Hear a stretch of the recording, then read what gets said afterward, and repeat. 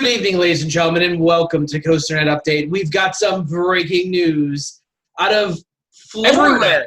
Everywhere, really, right? Where this morning we had the big announcements from the SeaWorld parks. We had Busch Gardens Tampa, SeaWorld Orlando.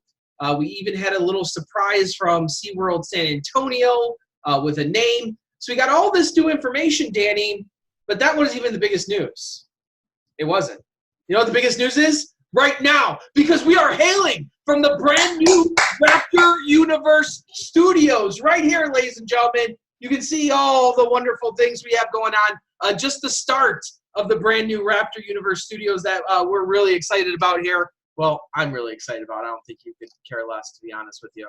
So. Well, and it's funny because we're still playing around with things because your camera does this thing where it makes your face red like it is right now. It does this weird, and when you get closer, it kind of readjusts it. I don't know what it is, if it doesn't like the green or whatever it is. It's doing something. It wasn't doing this last night when we recorded the first episode from the new Raptor Universe. Right. So you're going to see this episode first because it's an update. But last night we started recording the shows about the Europe trip that I took. So when you watch the Fantasia Land show, we will make this big deal about the Raptor Room, which really is kind of which will be obsolete at this by the time you see it because we're doing it now. But basically, this is the first show that people are seeing in about 6 weeks where we're both on the show. And again, we said this in Fantasia Land, but you went to Las Vegas, towards the end of July. I went to Europe for the first 2 weeks in August. And then when I came back,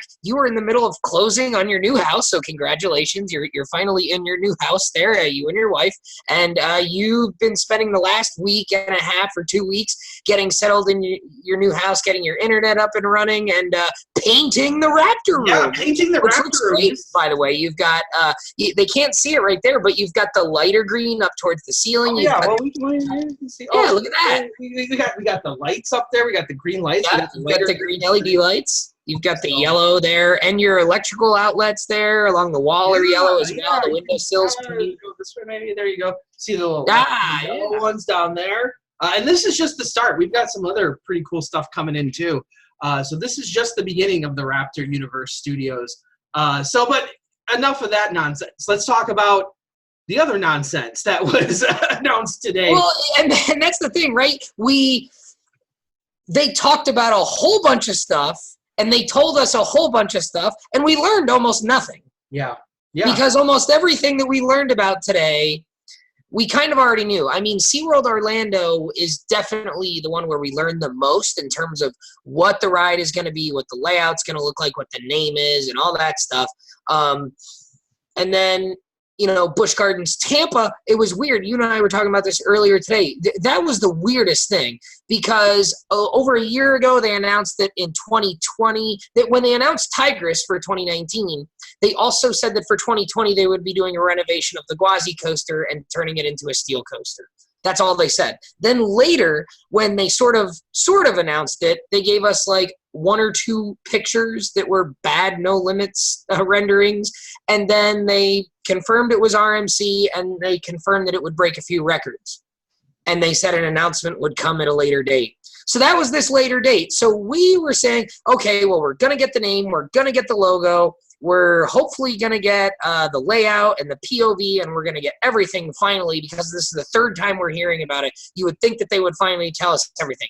Well, we got the name, we got the logo, we got, again, snippets of bad No Limits rendering, and we got official stats, but in terms of the layout, we can piecemeal a few things together from the little promo video, but generally, we don't really know a whole lot of what this ride is going to be doing still, which to me is kind of a disappointment at this point with the announcement. And to be honest with you, the logo is a little strange too because, it's an alligator now. Well, and that's the weird thing, and that's the point I was making, was when they announced Gwazi originally, and they first opened Gwazi, the thing with Gwazi, it was a lion's head on a tiger's body or vice versa. And the logo was this really cool mishmash. It was half lion, half tiger. That's where the name of the two tracks and trains came from. Yeah. There was no secret about that. That's what a Gwazi was. And supposedly that comes from African folklore and from an African fable. We couldn't really find anything. I can't, like, I was trying today to find this wherever and track it down and see if this is actually real, that if this Gwazi thing, there was only one website that had different mashups of like lions and tigers, and they listed a whole bunch of different ones, and Gwazi was on there, but I don't know where they were pulling their information from, if they were pulling it from Busch Gardens, you know, or if they were pulling it from this fable. I couldn't find the fable itself. So it's my belief that Busch Gardens just made up Gwazi to begin with, and now or was it Iron Gwazi? Iron Gwazi, which Iron Gwazi is now an alligator. So well, and that's the weird thing. And I guess if they made up what a Gwazi was, then I guess okay, I get it. Then I don't have much of a problem with it. If Gwazi is really supposed to be this thing that it originally was, and now they're changing it, I don't quite understand. Well, the same thing with Kumba too, is they always says Kumba was African, was a Congo language for roar, and you put that into any translator, and no translator gets you anything close to Yeah, that. so I don't know if that's a dialect thing or if that's not actually what it means. A lot of people claim that that's what it means, but you know, the documentation or at least the factual evidence of supporting that seems to be a little bit skimpy. So in terms of changing the logo from what I don't like the logo at all. I kind of said it's nice to see that they got an 8-year-old to spend 5 minutes on sketching that, because it looks like they made the word iron and Gwazi and word art on Microsoft Word and found like a stock image of an alligator head and just kind of put it on top. It just seems very, very strange. They could have done something really, really cool, similar to how Iron Rattler and how they made the snake that was the steel snake with the metal head and it was like the shiny silver. They could have done something really, really cool like that with a tiger or a lion, and you know, with how far graphic come in Here's my thing. the original Gwazi Open, they could have done something really cool with that. Why not just make up a new word for African for alligator and call it iron whatever? Like I don't understand. Like it's just so jarring to me that you have Gwazi and we've always known it as lion tiger and now it's alligator. It's just so jarring to me. Which isn't more intimidating than a lion or a tiger. No, and I think the reason why they're doing it is because, like, if you watch the promo video, they show a lot of the alligator death roll, and they're going to have rolls like that on the ride. So I think the ride movements fit an alligator better. I'm not questioning whether this ride should be alligator. Why tie it back to the Gwazi name, I guess. Exactly. And I guess the only answer is they want to be able to market it as, because there's two opinions here. You can take the Six Flags opinion where, you know, Twisted Cyclone, Twisted Colossus, Wicked Cyclone, where you're calling it something new based off the old ride to make it a known fact that it's not the old ride and that it's a refurbishment of the old ride. Or you can go the Cedar Fair route and say, it's not Mean Streak, it's not Hurler, it's Twisted Timbers, it's Steel Vengeance, it's a brand new ride. And they're electing to go with the Six Flags logic where we're going to tie it back and we're going to make it known, just like Iron Rattler. It's Gwazi, but now it's steel. And they're doing Iron Gwazi. So it's that to me is sort of a marketing decision. That's the route they chose to go. The alligator thing, why it changed, I don't know. But for me, when they trademarked the names for the Skyrocket 2, they trademarked Tigress, Uproar, and Twisted Tiger. And to me, Uproar and Twisted Tiger would both be better names than just Iron Gwazi. For me, it's almost a little bit of a letdown there for me in terms of the name. I do think that there's something also to be said here, that you have Kumba in the back, that's a lion. You now have Tigress in the middle of the park, that's a tiger, obviously.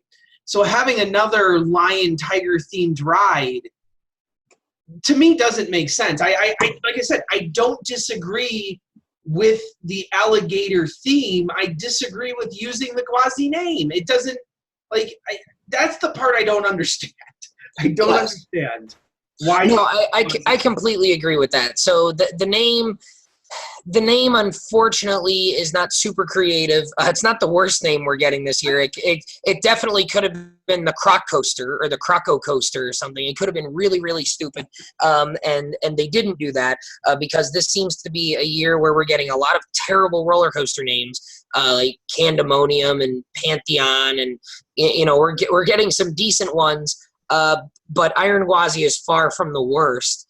The logo, I think, is a little bit uninspired. It looks like they kind of just put it together last minute.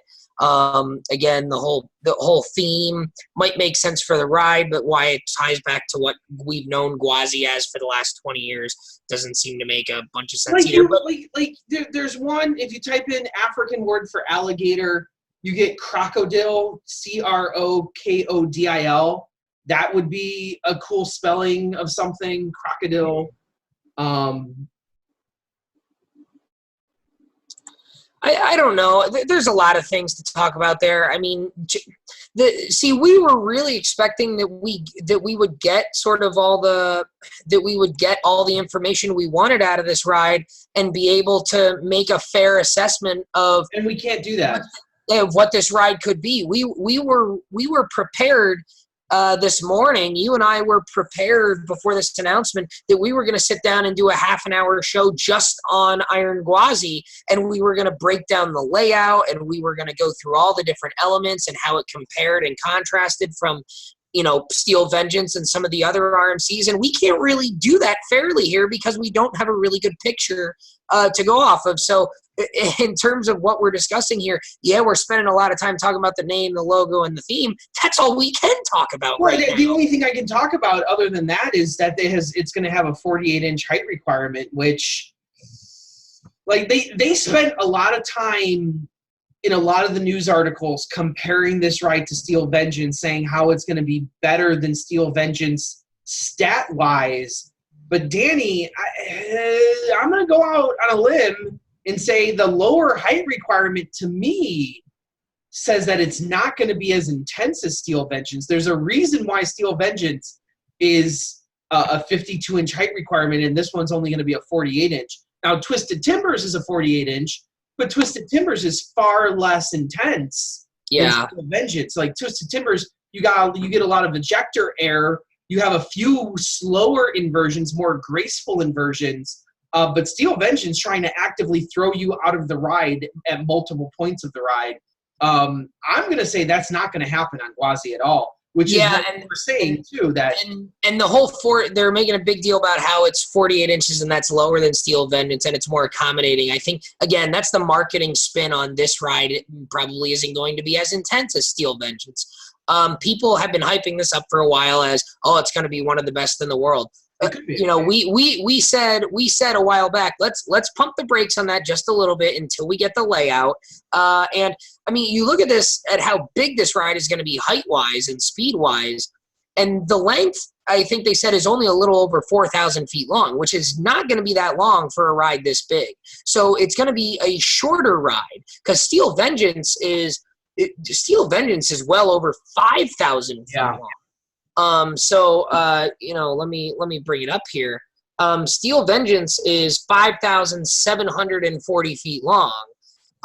Steel Vengeance is a very long ride. This is going to be 4,075 feet long.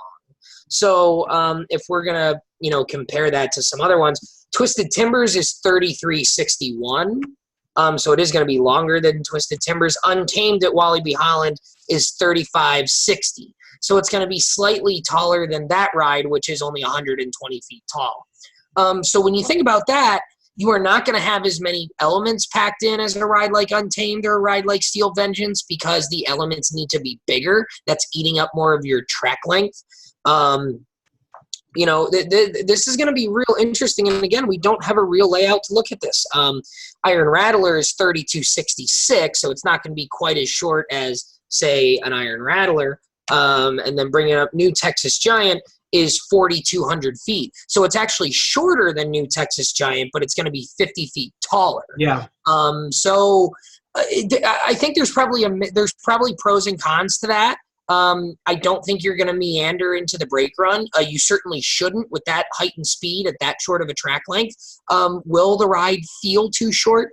Maybe, maybe not. I think that's sort of a wait and see. And again, we have no POV. We have no real layout to kind of get a feel for what they're doing. They say 12 airtime moments, which is a good number. And they say that includes 3 inversions. So, I mean, that's a good number. That seems like that's a nice number of elements. We'll see what they end up being and how the sequencing of them is. But really, that's all we can talk about at this point. Yeah. So that's Steel Gwazi. So I guess we should move on to the. You're already calling it by the wrong name. It's funny. It's called Iron Gwazi. Iron Gwazi. Okay. Which it is made out of steel. Okay. Well, we won't get into I like Steel Gwazi better than Iron Gwazi. Steel Gwazi. Iron Gwazi doesn't seem to roll off the tongue like Iron Rattler does. Like Iron and Rattler, like they both have the R sound. Like Gwazi with the Z is like steel a little bit. So Steel Gwazi seems to have more, I don't know, alliteration there. Steel Gwazi almost sounds better. I don't know. Moving on. Moving on. We learned a little bit more about 2 other rides. One ride, we kind of knew that SeaWorld Orlando was doing something and didn't really know what. And then we knew that SeaWorld San Antonio was building a wood coaster, and we learned out pretty much everything we wanted to learn about Gwazi and see from Gwazi, we got from the other 2. Yeah, so SeaWorld Orlando, we got Icebreaker, another fantastic name. Like someone joked around, I think it was Drew the intern, he had a packet of Hershey's Icebreaker breath mints, and he said, look, they're already selling themed candies. So like Icebreaker, like we sat there trying to come up with like bird names and stuff like that, and nothing. We get Icebreaker. So and the layout here, I don't know how I feel about this one. That it's a launch coaster into a couple of elements, and then you got one of these spikes now. So 2 coasters are having spikes at the different SeaWorld parks this year, made by 2 completely different companies. So what is it about these spikes? Because me personally, I've never felt like the spike was a great element or style of ride. Like I've never really liked. Well, as you'll hear when you post the Movie Park Germany show, the back spike on Star Trek has a twist to it. Yeah. So it's like the impulse coasters where if you're sitting in the back, you actually twist around and then you get thrown as you come back down. I mean, the spikes, especially if you're towards the back of the train, give you some nice float, but really I don't know. The whole, VR was the trend for a few years, right? The newest trend really is sort of this triple launch forward, backward, forward nonsense. And I say nonsense, I mean, I understand there's an engineering purpose for it because they want a shorter launch area that they can't get up to full speed. This is a big Premier Rides thing, right? Like the Skyrocket 2s do the forward, backward, forward stuff. And this one as well. And this looks like it's Premier Rides as well. Looks like we've got those lovely comfort collars on the trains as well. Which is just absolutely spectacular. But to me, this ride to me looks more like this is a bona fide family coaster. This is like your first big coaster. I mean, Kraken is your big looping coaster. Manta is your big themed and your flying inverted hanging coaster.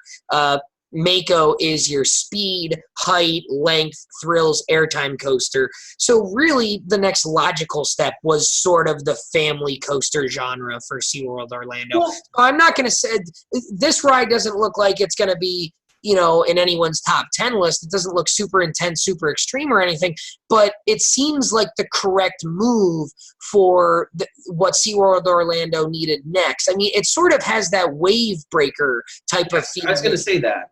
Yeah, I mean, you had Steel Eel and Great White there, and then you did Wavebreaker. This is SeaWorld Orlando's Wavebreaker genre. It seems a little bit more intense than that. I'm hoping it's going to be, because Wavebreaker is a pretty tame ride in comparison to everything else. So hopefully this one gets a little bit more of a punch. I think the stretch goal would be to be like Mr. Freeze. But Mr. Freeze has a lot of good stuff. A lot of people like Mr. Freeze. I've never personally been a Mr. Freeze fan, nor do I think you're going to get a launch anywhere close to Mr. Freeze. And that inverted top hat, I don't think you're going to see anything close to that element being that intensity. But I'm hoping you get a few nice little pops here and there, a nice little launch here and there. The top hat element, there was rumors that there was going to be like a hold break or something. But once again, we didn't get a POV here, so it's hard to tell what exactly is going to happen on this ride, besides from getting the generic, rendering. Well, and the rendering is super accurate here because it looks like you can see Shamu Stadium there, and then you're in the mountains, and it looks like blizzard-like conditions, which happens all the time down there in Orlando. So we're not cynical at all here this evening. No. So it's going to kind of have to be a wait and see here in terms of the amounts of theming. Maybe they'll do a lot of theming around it, which will make this ride pretty cool and will turn sort of a generic family coaster into a special experience. Well, they're keeping the Wild Arctic theme to it too. So that, I don't know if they're keeping the simulator ride. I think they're ditching that. But they're definitely keeping the area. A lot of the press releases and news stories said that you're going to have those same animal habitats and that kind of stuff. So I think they're going to try and incorporate all of that. So I guess the last big piece of news was coming out of SeaWorld San Antonio. Not so much that we got anything new, that we knew they were building a wood coaster down there. Right. We did get a new name, though, because a lot of people were speculating that it was going to be called Abyss, because of the trademark that was filed. So they actually changed it up a little bit, and it's now Texas Stingray, and it was confirmed that this is being done by GCI. A whole lot of people also speculating that this was a Gravity Group coaster, and it was hard to tell based on the construction so far, no real announcement, but there was a confirmation today that this is indeed a GCI roller coaster. So and this is pretty cool here. For me, this is gonna kind of fly under the radar, I think, here, because as we've talked, we got a lot of coasters coming. A lot of steel coasters though. This for me could be pretty interesting. I mean, we've got a 100-foot drop. It looks like the lift hill is roughly 90 feet tall according to RCDB. And a 100-foot drop, I mean, that's a pretty good size drop for a GCI ride. I mean, you're talking close to Gold Striker size there. Now, do I think this ride looks as good as Gold Striker? No, I don't. But at the same time, watching the POV, because we did get, a pretty honest POV here. We had some text going over it. But generally, you can see what this ride is going to do. And it looks like we've got a couple of big hills. We've got some banked turns. We've got some of those classic GCI banked hill into a turn. We've got a little bit of White Lightning stuff going on and Prowler type stuff going on towards the end here. Looks like we've got a tunnel or two. So this ride has potential to be really good, I think. I'm a big GCI fan, as most of you know. But I think this has potential to be a really good ride. We did see a logo that looks like a stingray, and its one wing is up in the air, and it's got the Texas Star there. I think that's kind of cool. I think that's creative, and that's a simple logo. That's not super animated, not super fancy word mark, not a super fancy. That is a logo that probably took an hour or two to put together, and not because it isn't a good logo. I think it's very creative and it's simple and it's not being too clever. I think the Iron Gwazi logo looks like it took an hour to put together in the bad way. This to me looks like this one is good in its simplicity here. I think it's well done. I think it's well thought out. I think it's I think it's very fitting. Texas Stingray. I don't hate the name. I don't know if I would have gone this- with Stingray on a wood coaster. I don't know, but again, it's got the steel structure, so it's got the gray steel structure to it. The story of Great White at Maurice Piers is that they elected to keep the galvanized steel look when they built that ride because it mirrored a great white shark, the gray of a great white shark on the beach there, as opposed to painting the structure. So I'd imagine you've got a similar mindset here. The gray sort of matches the theme a little bit with the And I steel. like it a lot better than Abyss, because Abyss on Yeah. that ride, like I didn't understand what they were doing there at all. Well, Abyss kind of sounds like a name that you would use for like a dive coaster or something, right? Maybe, right? Well, that's the other rumor flying around, right? Is that perhaps the SeaWorld San Diego B&M dive coaster that was announced 6 years ago is not going to be named Mako anymore. No. And may actually end up using that Abyss name, which I think would be much more fitting for that name. And it would avoid the trouble of when you say, oh, I've ridden Mako, of saying which one, right? At SeaWorld. Yeah. Okay. Yeah, so we've always talked about that with like your Goliaths and your Batmans and whatnot. But now, if they do choose to do that, I think Abyss is a much better name for a dive coaster. We didn't get any confirmation on that. And if they do choose to do that, whether or not they change the color of the ride, we'll have to see, because it looks like a bright teal and aqua right now. So maybe they'll change the color. Maybe they won't. I don't know. Maybe they will change the name. Maybe it'll still be Mako. We did not learn that. But again, we got a fair amount of details as far as Iron Gwazi, Icebreaker, and Texas Stingray go. Texas Stingray, I think we learned the most about. Yeah. Iron Gwazi, I would say we learned the least about because we didn't really get a good look at a layout yet. Well, that's the thing. Is like that's what upsets me the most is I was looking forward to today to finally being able to say what was going on with this ride, and I feel like I didn't get that. Like to be honest with you, Icebreaker, I wasn't too. I didn't have high expectations for that ride to begin with. I'm actually kind of surprised we got the most out of Texas Stingray. I feel that we got the most ideas, and I'm actually most excited about that because you know why? Because I actually have valid information to go off of. Iron Gwazi, I have no idea yet. I have no idea how that ride's going to be. I cannot make an accurate prediction based on anything because there's literally no information telling me that it has better stats than another ride. Stats aren't the end-all and be-all of roller coasters. And I think look at Maverick. Yeah, and I think look at Maverick. Look at Terran. I mean, come on now. Like it's not even like tall versus short. It's even just because you're a few miles faster doesn't make it a better ride. Like Mako's faster than so many other rides, in the area. And I would say Mako is the best ride in Florida just because it's faster. Like there's better rides. Like I like Kumba better personally. I think it's a slower ride, but I think it's a better ride.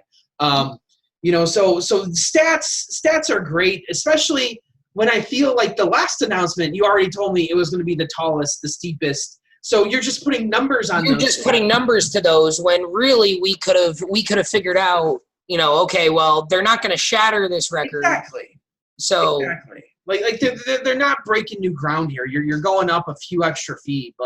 So this does nothing for me. So I want to see a real point of view. I want to see a real layout. Even if they were just to give us, what they gave us with Pantheon is, at the media event, you had a board out there. People took pictures of it with every element. And you could see what the breakdown of the see the layout, and I don't understand why they don't, especially when they did it for the other two rides. We saw it for the other two rides. Yeah, like just give me a layout. I just want to. I don't. You have a point of view because you use it inside your promotional video, so I know you have it. It's out there. It's out. It's you have it physically. So I just want to know what the layout is. I'm not even asking for that. I just want a picture of the layout so I can see what's going to happen here and kind of judge what's going to happen. Yeah, so I mean, we're going to have to talk Iron Gwazi at least one more time before we start seeing this thing, because at some point we will get the layout, you would think. So I don't know. We'll see. But maybe we'll just have to write it. Maybe it's going to be one big surprise. Maybe. We'll see. But lots to add here to 2020. Before we go, I just want to say that, our secret sources that we had did predict that the track would be purple, and it is purple. They did. Yes, we did. We nailed that one again. So there you go. So as always, thank you for joining us here on CoasterNet Update. I'm, of course, Andrew Barczyk from the brand new Raptor Universe Studios. And I'm Danny Miller from Binghamton, New York. Right on, Red Warriors. Thanks, guys. See you next time.